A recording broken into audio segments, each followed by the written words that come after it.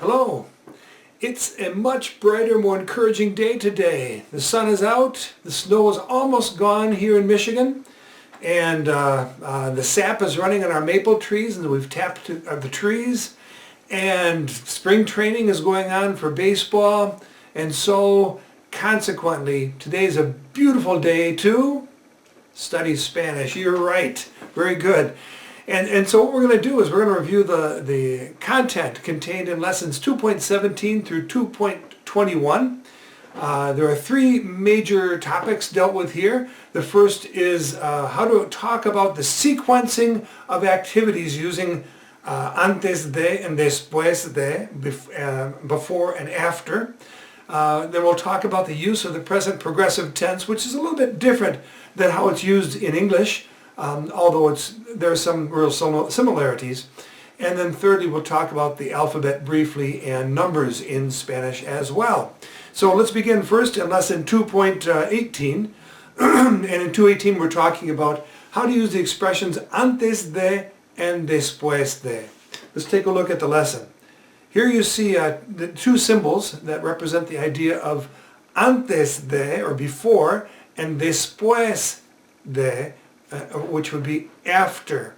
And we're going to look at this first section right here. Here we have the idea, excuse me, the idea yo me levanto. Yo me levanto, well, it's simply me levanto if you prefer. And we're going to first, the clock looking forward, we're looking forward, which means that we're talking about something which occurs afterward.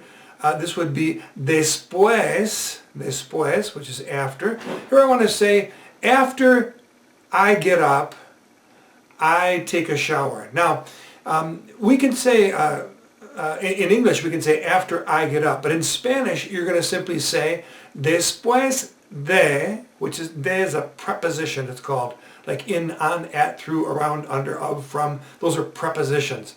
And after a preposition, you always use the infinitive form of the verb. I'm using a lot of grammatical terms here. That simply means the original form of the verb, such as I taught it to you. This verb, for example, you learned from me is levantarse, right? Levantarse. So I'm going to say, and I'm not going to say the subject pronoun yo. I'm simply going to say, in essence, the equivalent of, in English, after getting up, See, we're not saying after I get up. We're just saying after getting up, okay? In Spanish, that would be después de levantar. Now we're going to talk about that pronoun in a second here. Después de, I'll say levantarse for a moment, just to give you the idea of the infinitive, the original form of the verb as you learned it from me. Después de levantarse, okay? Después de levantarse, however, if I'm talking about myself, I can't say levantarse, referring to someone else getting himself or herself up. I have to say levantarme, getting myself up, because that's the context of what I want to communicate here. So I say, después de levantarme. Okay, let's actually go through several different sections, and before we even get to the second part of this sentence, we're going to just look at how each of these statements would be said. Here we want to say after arriving. Okay, we're not going to say the yo. We're not going to say the equivalent of after I arrive. We're just going to say after arriving. After arriving, the second part of the sentence will indicate about whom we're speaking. So what would this be? It would be después de, and then ta-da! Right, llegar, después de llegar. Notice I'm using the whole original form of the verb called the infinitive. Try this one. Actually this is, now you see the arrow going the other direction, looking back into the past. Here we're saying antes de, or before. So before I do my homework, but we're going to get across the idea of before doing the homework. We're not going to say I. How would you say that? Antes de. Right. Antes de hacer la tarea. Okay, antes de hacer la tarea. Let's go to the next section. How would you say before going to bed? Now we're going to have a reflexive verb again. Try saying that. Don't say the yo. Antes de acostarse. No, this verb is called acostarse. That's what you learned it from me, right? But if I'm talking about myself, I can't say acostarse.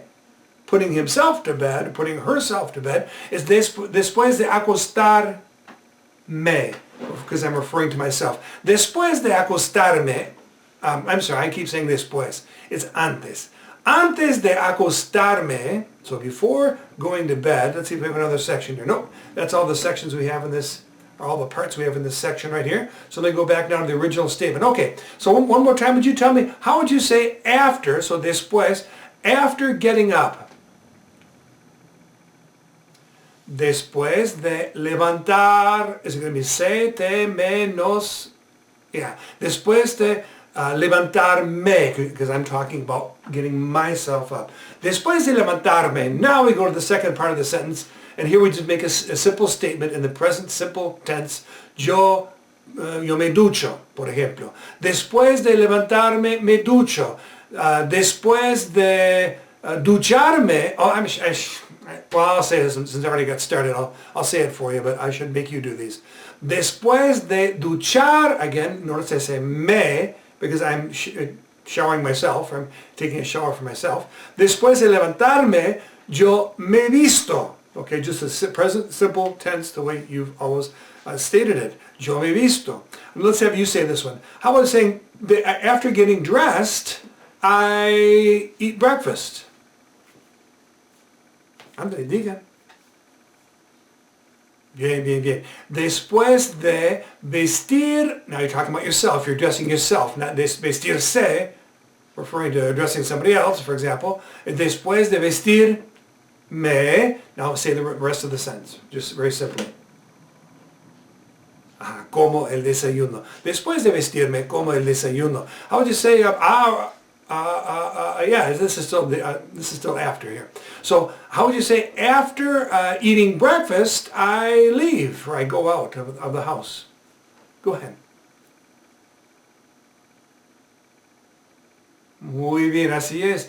Después de comer el desayuno, notice I don't say yo, I just say the verb. Después de comer, in its original form, el desayuno, salgo, o salgo de la casa. Bien, bien, bien. Hagamos los ejercicios, bueno, la próxima parte de esta sección. Let's do the next part of this section here. Here we're saying, llego a la escuela. Llego a la escuela. I arrive at school. How would you say, this is still using after here. After I arrive at school, I go to my locker, or go to the locker.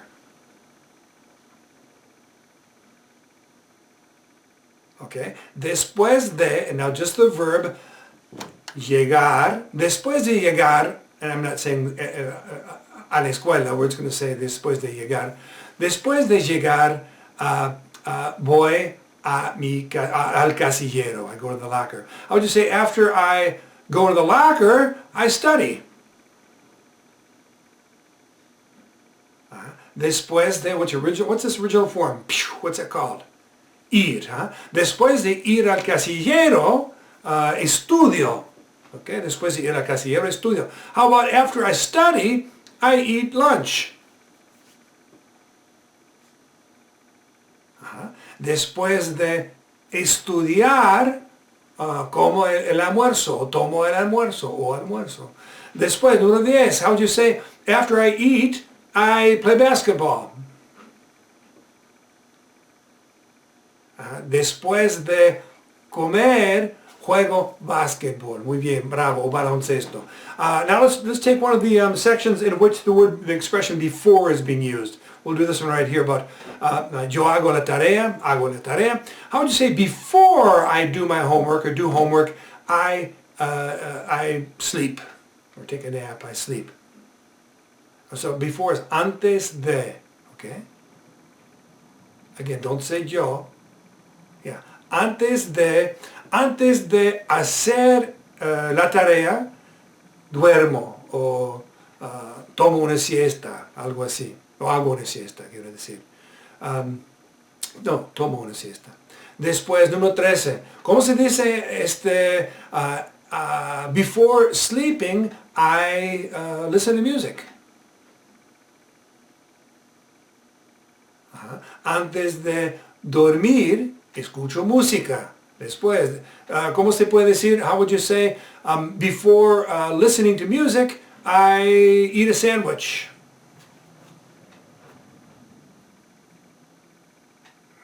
Después, antes de, I keep saying después, antes de escuchar música, como un sándwich. Después, por fin, before eating, I wash the dishes.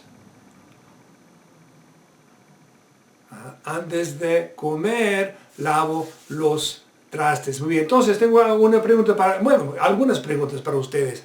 Vamos a tratar de usar esta estructura. ¿Qué hacen ustedes antes de tomar el desayuno? Yo, antes de comer o tomar el desayuno, me visto, antes de tomar el desayuno, me baño, antes de vestirme, por supuesto. Y antes de tomar el desayuno, una tercera cosa que hago, leo el periódico también.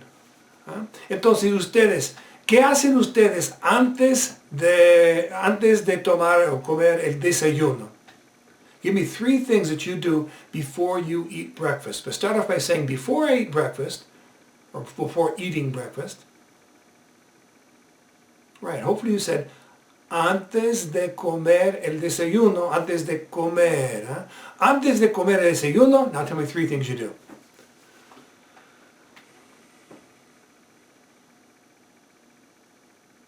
Muy bien, sí. Me baño o me cepillo los dientes, me visto, varias cosas, ¿ok? ¿Qué hacen ustedes después de comer el desayuno, pero antes de comenzar con sus clases, con la escuela? Yo personalmente no voy a la escuela, pero después de comer el desayuno, pero antes de comenzar a trabajar en mi oficina, doy de comer a los animales. Y es lo más importante, supongo, okay? Tell me one thing that you do after you eat breakfast, but before you start with your classes or start studying.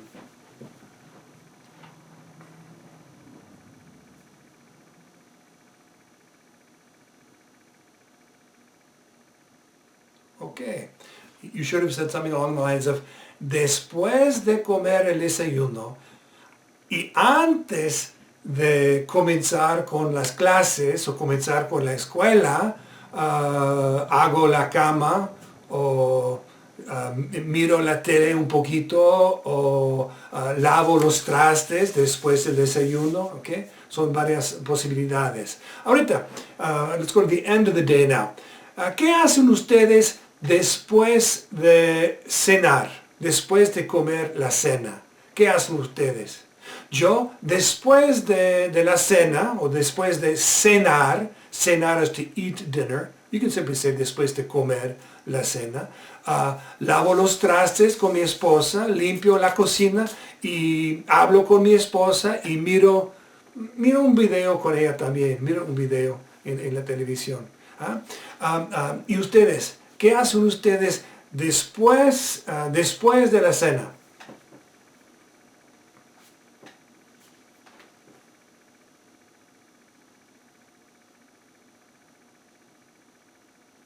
Okay, I can see it on your discouraged faces. You say, después de la cena hago tarea.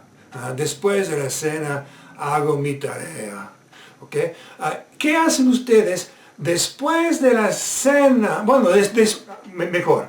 ¿Qué hacen ustedes después de terminar con la tarea, pero antes de acostarse? Yo no tengo tarea, pero después de ver un video con mi esposa y antes de acostarme, cierro la gallinera. I close the chicken coop. You probably not live, you have to do that. But después de, ¿qué más puedo decir? Después de ver un video con mi esposa y antes de acostarme, ¿qué más hago? Quizá leo la Biblia, es una posibilidad. Leo la Biblia antes de acostarme, ¿ok? Y ustedes, ¿qué hacen ustedes después de terminar la tarea, con la tarea, y antes de acostarse.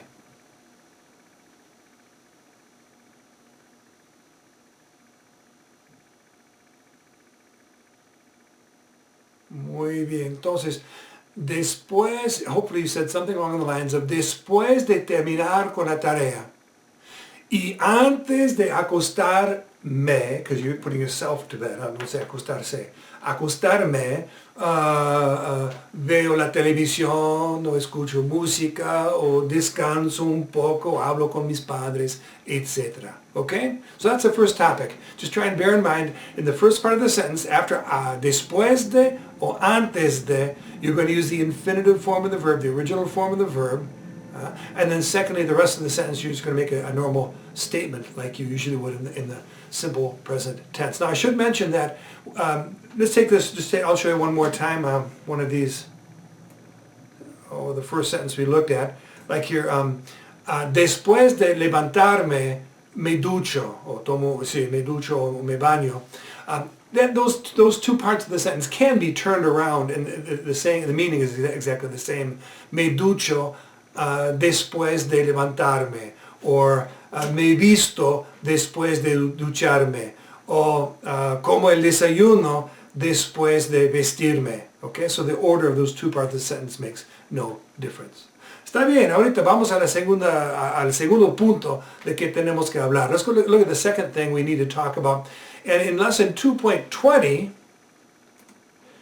we have the study of, see this symbol right here? This symbol right here represents the present progressive tense. The idea, this arrow is pointing down at the current moment. That's a timeline there. This is the current moment right there, and the arrow is pointing directly down on it, meaning that right now, this very moment, something is happening, and I want to emphasize that right now, something's happening.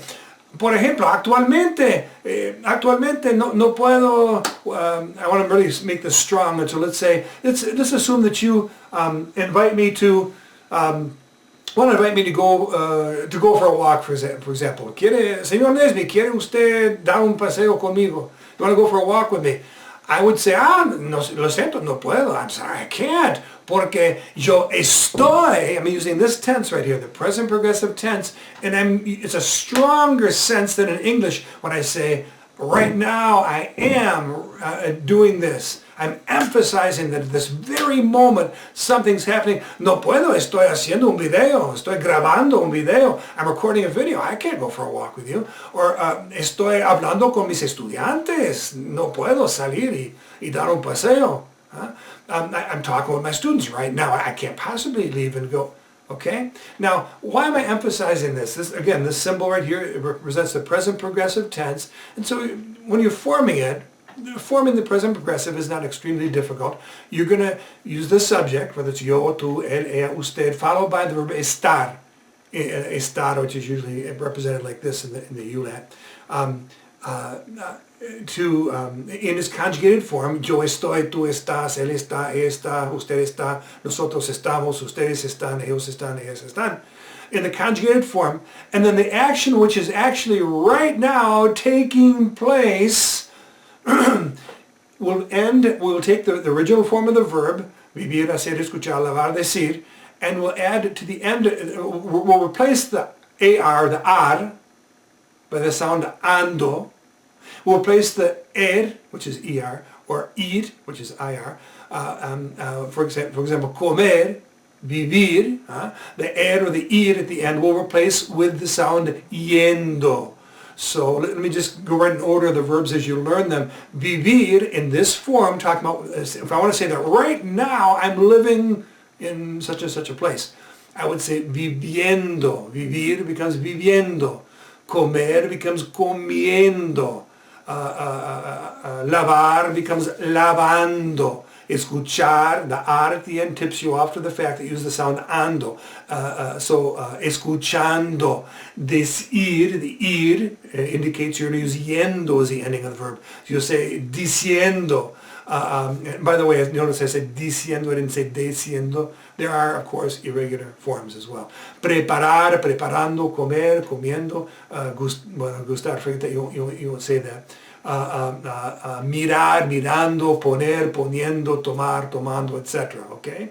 So hopefully as you study these lessons before this video right here, you've already caught on to the idea of how you form the actual main verb, the action of what's taking place at this very moment, how you form what's called the present participle form, the ando and yendo ending.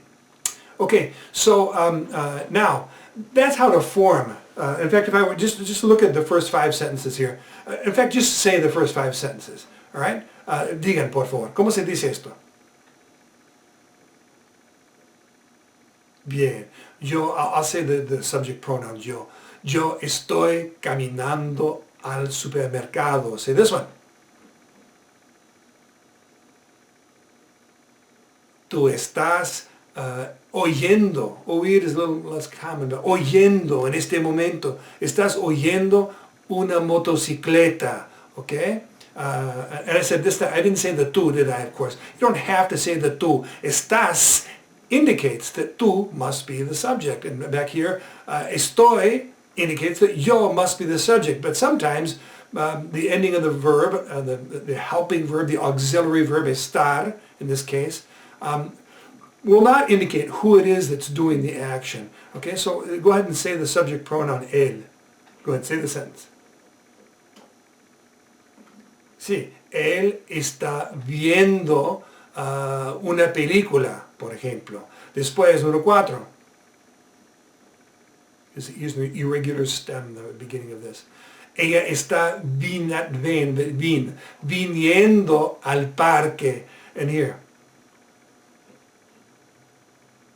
Sí, usted no. Notice that no comes before the first of the 2 verbs, which is estar. Usted no está preparando la cena en este momento, okay? So, in all these cases, of course, I could have dropped the subject pronoun, except with these 3, because it's not clear if él, ella, usted are the subject if you simply hear está viendo una película. It could be él, could be ella, it could be usted. Only preceding sentences in the context of the conversation would make it clear about whom you're speaking. So if there's any doubt, say él, say ella, and say usted. And especially usted, you're going to say occasionally to demonstrate respect anyway. Okay? So, forming the present progressive, I don't think is probably going to be your greatest challenge. What I want to point out is that it's not used, the present progressive, for example, estoy caminando al supermercado, is not used as frequently as in English, as easily. It's not necessary to use it as frequently as in English. And this is something which you won't pick up if you're just watching me in the videos in Spanish within the lesson itself. You won't really necessarily pick that up without some explanation, which I want to provide right now. If, let's say, assume I were talking on the phone with my mother, and you entered the room and you said, Señor Nesby, Señor Nesby, ¿qué hace? ¿Qué hace usted? ¿Qué hace usted? Hace is the simple present tense. It's, usually we think of it as meaning, what do you do, meaning on a habitual basis. But it also can mean in Spanish, what are right now? What are you doing? ¿Qué hace usted? My response would be, hablo con mi mamá. Okay? Now, hablo, we typically think of as means I speak. Like hablo inglés, hablo español, hablo francés. I speak English, French, and Spanish. Habitually, that's just something I do. Or trabajo en mi oficina. Every day, cada día trabajo en mi oficina. Every day I work in my office. Okay? That's just something we habitually do, which is a normal description of the things that are true of us, you might say. However, if I say, hablo con mi mamá, that also can have the value in English of the statement, I am talking, which sounds like the present progressive tense to me. I am talking with my mother, okay? I can say, hablo con mi mamá, and by the context of what you'd asked me, of our conversation, and the fact that I have a phone in my hand, the person understands that it means that right this very moment, that's what's going on. That's what I'm doing. I'm talking to my mom. Not I talk to my mom habitually, regularly, but also, in this case, I am talking with my mother, okay? You see, and so you see in English, if you were to come in, you would not say to me in English, what do you do? Oh, I talk with my mother. No, you would say, what are you doing? That's the present progressive tense, and I would say, I am talking with my mom. Okay? I am talking. But in Spanish, that rigid use of the present progressive is not done as it is in English. The present progressive is used as a strengthening factor within the statement that you're making, to emphasize at this very moment, right now, that's what's going on. If you really want to emphasize that fact at this very moment, which is kind of why that arrow is there within the symbol for the present progressive tense, you would say, in that case, you'd say, estoy hablando con mi mamá. Now, when would you want to emphasize that? If you came in and said, hey, señor Nesby, ¿cómo está usted? Hey, shh, por favor, estoy hablando con mi mamá. If you came in and noisily said to me, hey, Mr. Nesby, what's going on? ¿Qué pasa? I would respond to you, hey, por favor, shh, silencio, estoy hablando con mi mamá. At this very moment, right now, and you're interrupting me, I'm speaking with my mom. Then I would use the present progressive in Spanish to add extra emphasis to the fact that right at this very moment, estoy hablando con mi mamá. Or what if you, I think I already used this example, but if you wanted, let's say, I want to ask you, ¿qué hacen los miembros de tu familia? What are the people, in English we would say, not what do the people in your family do. In that case, you'd think I was asking you, oh, what are their professions? Or what's their primary focus in life? What do the members of your family do? You would say, oh, my dad works in an office. My mom has a business at home, and she helps me with my school. And my sister, she's a student. No. In Spanish, if someone would say to you, hey, bueno, ¿qué hacen los miembros de tu familia? Actualmente, quiero decir, right now. ¿Qué hacen los miembros de tu familia? Right now, what we would say in English, what are your family members doing right now? But in Spanish, you can simply say, ¿qué hacen los miembros de tu familia en este momento? And you would say, oh, mi mamá cocina, o mi mamá prepara la cena, my mom is preparing dinner, but I simply said mi mamá prepara, I didn't say está preparando. Mis hijos trabajan, I didn't say mis hijos están trabajando. Okay, I would say my kids are working, but in Spanish I simply can use the simple present tense, mis hijos trabajan, to get across this idea they are working. Y yo estoy haciendo un video, and I'm making a video right now. Okay, but if I wanted an extra emphasis to the idea that this very moment, right now, if you were to come and say, bueno, quisiera invitarlos a tomar, quisiera invitarlos a acompañarme al cine. I'd like to invite you guys, your family members, to go to the movie theater with me right now. I would say, well, imposible. No es posible. And I would say, it's not possible. And you answer back, but why? ¿Por qué no? ¿Por qué no pueden venir conmigo?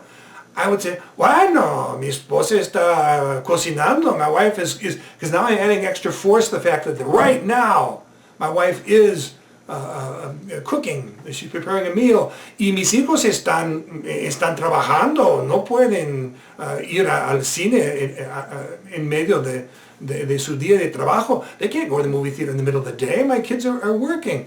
Y yo estoy grabando este video, and I'm recording a video right now. I can't leave here. Okay? That's when you use the estoy, in this case, for example, estoy caminando al supermercado. The idea that you're doing something at this very moment, when you want to emphasize right at this very moment, then you're going to use the present progressive. But know that you have some flexibility. You don't have to use it if you want to say, this is what's going on right now, but you don't need to add so much force to, for example, contradict another person's proposal. Okay? Entonces, instead of saying, estoy caminando al supermercado, if someone would call you on your cell phone and said, hey, hola Paco, ¿qué haces? Hey Paco, what's going on? You can say, bueno, camino al supermercado, pero voy a volver estaré en casa en 10 minutos. I'm walking to the store. You can just say, camino al supermercado. But I'll be back in 10 minutes, for example. I'll be home in 10 minutes. Okay? Okay, so the present progressive is not used as frequently as in English, and it's used to give added strength to the idea. Now that you, to the statement you're making, okay? Now that you understand, to some extent, the distinction, first you won't be hopefully surprised when someone says, for example, bueno, camino al supermercado, if they're talking about what is happening right now. Okay, you understand that doesn't mean just habitually every day I walk to the supermarket, but I am right now walking to the supermarket. Camino al supermercado. And then secondly, you'll know, hopefully, to use, if you really want to add strength to the fact that this very moment something's going on, then is when you will use estoy caminando al supermercado. ¿Entienden? Okay. Entonces, okay, let's say, hey, look, I want to talk to your parents right now, and I'd like to talk to your brothers and sisters because I don't like your attitude, for example. I want you to tell me why it's not possible for me to talk to your parents or to your brothers and sisters at this very moment. Come up with some good excuse. Wow, right now it's just not possible. ¿Por qué? ¿Qué están haciendo los miembros de tu familia? Quisiera hablar con ellos ahorita. What are your family members doing? I need to talk to them right now. What will you tell me? Now you're going to use the stronger expression, the stronger form, the present progressive tense of what is going on right now. Go ahead, tell me for each one.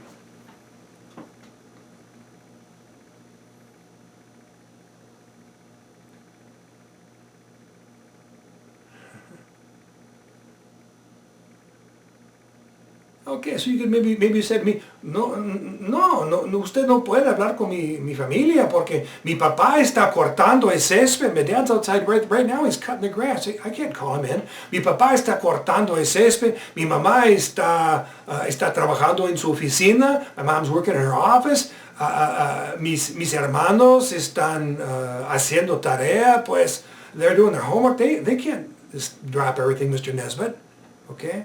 Bien, that's when you use the present progressive tense to add force or strength to the idea that right now something is happening.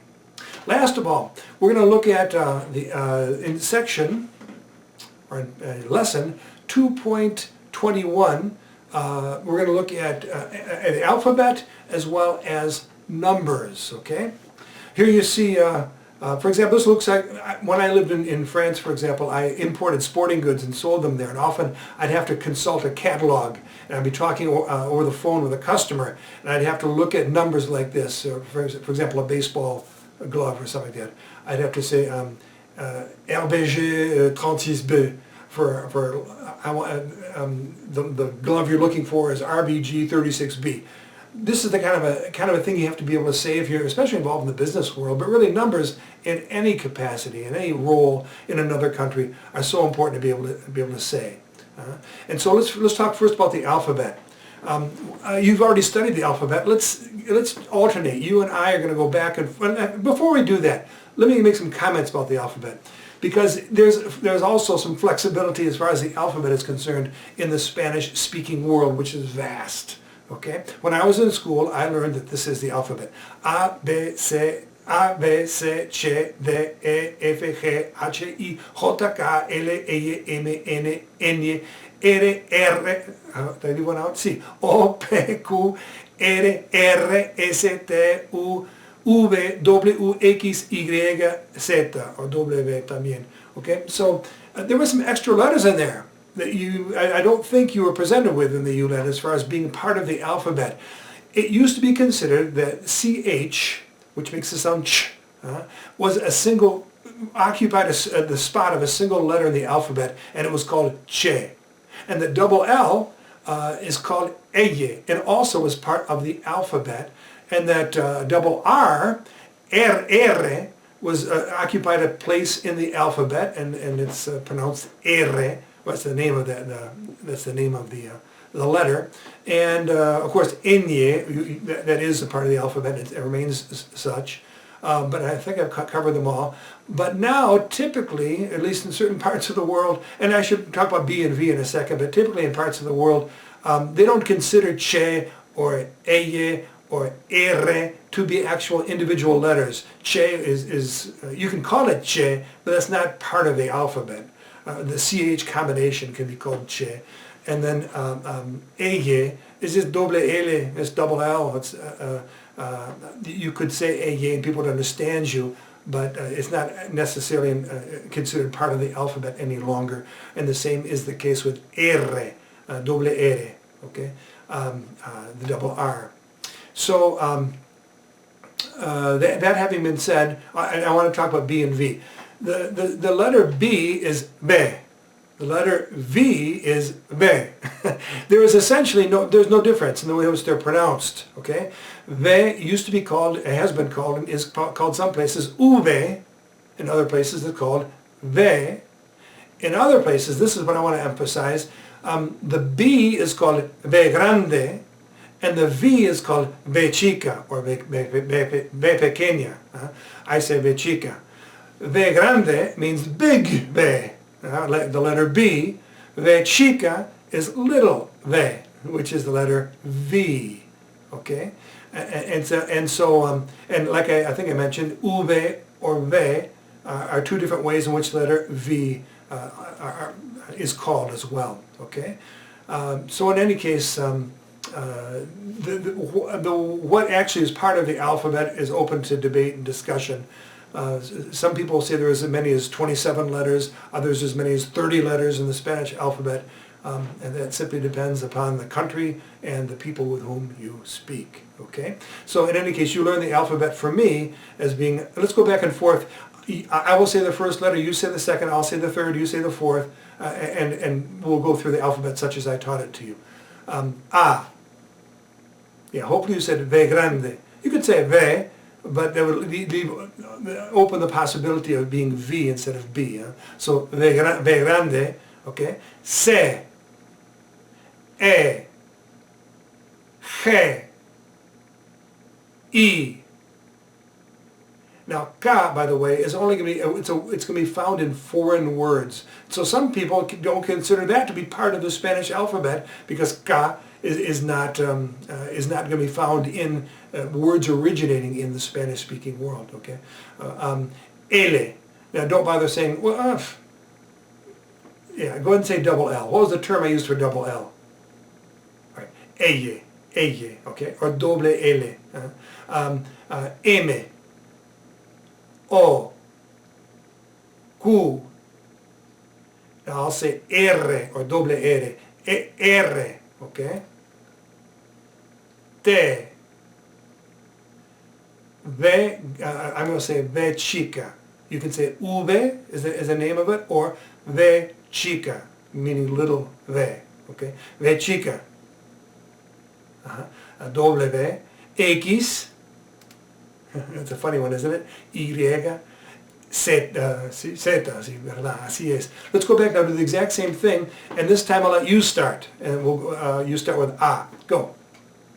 V, D, F, G, I, K, L. I'll say it, double L, L. Where am I? N. Yeah, hopefully you said Enye, okay?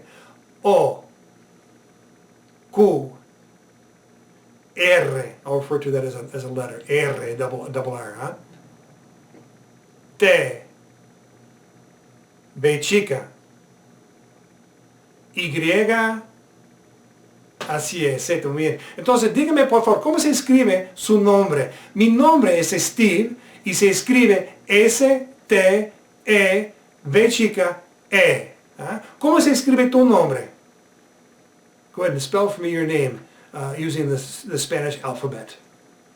And by the way, the word for capital is mayúscula. So it's S mayúscula, meaning a capital S, but I think it's understood, so I won't bother saying that. S-T-E, V chica, E. ¿Cómo se escribe tu nombre? How's your first name written?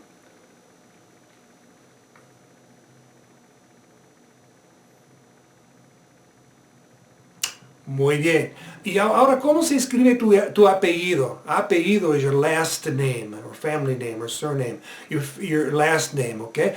Mi apellido se escribe N-E-S, it's N mayúscula, capital N, but obviously, N-E-S-B grande y doble T, double T, doble T. ¿Cómo se escribe tu apellido? Go ahead, spell for me your last name.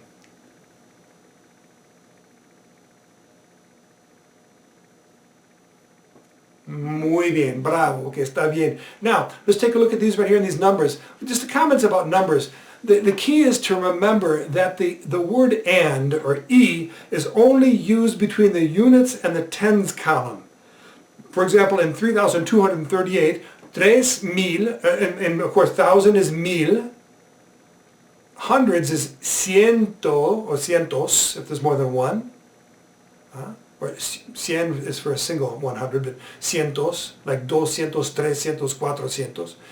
And then between the 30, which is in the tens column, and the 8, which is in the units column, I will say the word y, 38.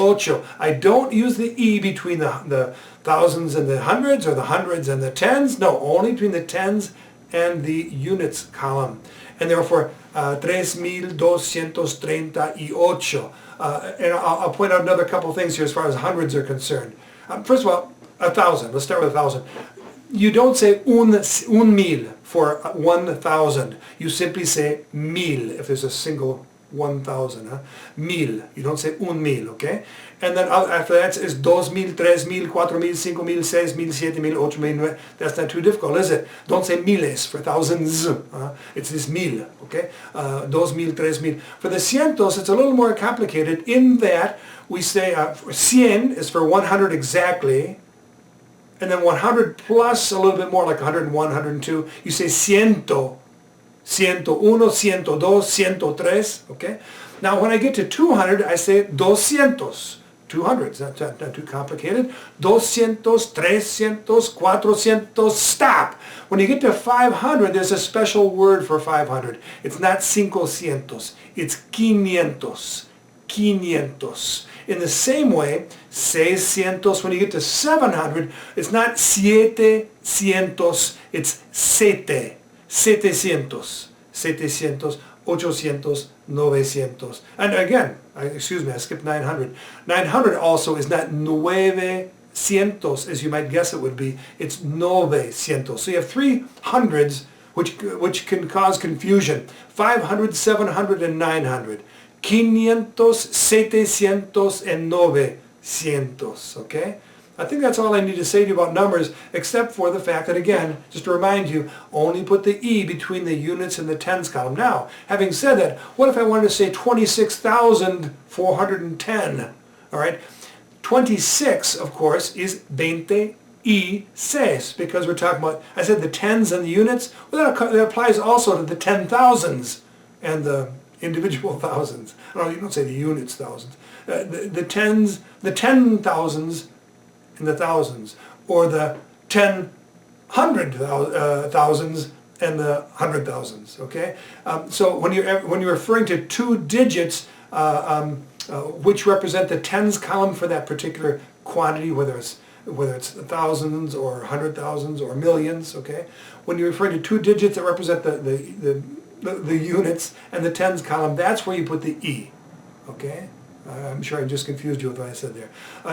Let's try this right here. Pretend you're talking with somebody over the telephone and giving them a catalog number. ¿Qué es esto?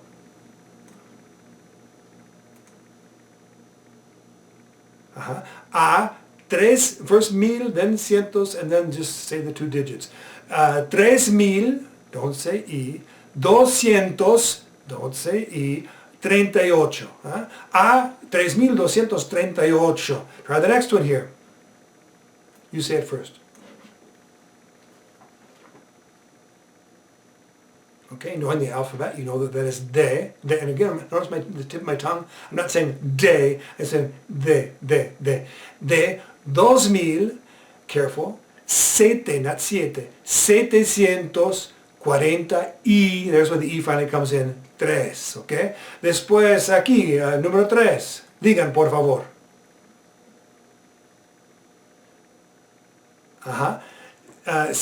Zeta, and then careful, there's no mil here, is there? And so don't start off with 5,000, start off with, and this is again a tricky one, 500, 515. Zeta, 515.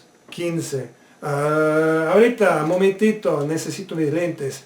Now, let's try to answer a couple questions with, 3 questions in fact, with numbers. All right? ¿Cuál es tu número de teléfono? What's your telephone number? Try to say your telephone number to me, and don't speak in individual digits. Tell me the 3-digit, if you live in a country where you have an area code, or a zip code, excuse me. What's that called? It's not a zip code. It's a country code? No, it's not that either. I don't know. Code régional. The 3 digits, what is that called? The 3 digits here in the United States, for example, my phone number, 313-646-4449. 313, so say it as 3 digits, and then again 3 digits, and then 2 digits, and 2 digits, all right? 313, 646, 44, 49 is mi número de teléfono, okay? And you guys are all out there writing down my telephone number to make prank phone calls to me, but it's not going to work. That was my telephone number when I was a little kid living in the heart of, well, somewhere in Michigan. All right, I'm not going to give you my cell phone number if you guys get on my case. Okay, entonces, ¿cuál es? You can tell me, though, the truth, because I can't hear you. ¿Cuál es tu número de teléfono? Digan. Mi número de teléfono es, digan, mi número de teléfono es,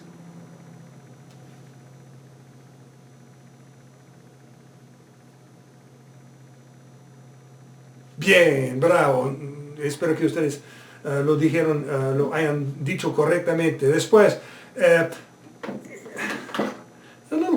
is a little personal, but ¿cuánto pesas? Pesar is to weigh. ¿Cuánto pesas? ¿Cuánto pesas? Yo pesos, I weigh. Yo peso 215 libras. Yo peso 215 libras, más o menos 97 kilos. ¿Ok? ¿Comprendieron? That was a lie too. That's what I weighed when I was married. 215 libras. And I haven't weighed myself since in the last 38 years. And so I'm guessing it's still about the same. 215 libras. Ahorita, ¿cuánto pesan ustedes? How much do you weigh?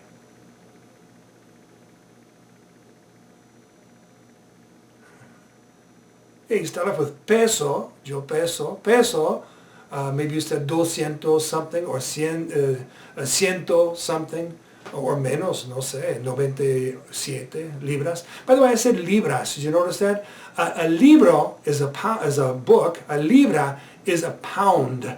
Now, they don't use pounds in the Spanish-speaking world. That's the term that we use here in America, and that's the Spanish term for it. They use kilos, which is 2.2 pounds. 1 kilo is 2.2 pounds.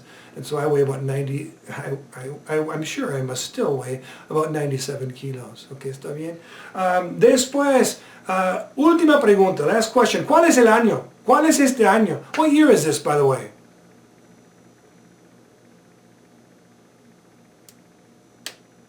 Sí, es 2021. By the time you guys watch this video, or somebody watches this video, it may be many years hence, but 2021, ¿verdad? 2021. Well, those are the 3 main topics dealt with in 2.17 through 2.21. I hope this has been helpful to you, y nosotros nos veremos pronto. Adiós.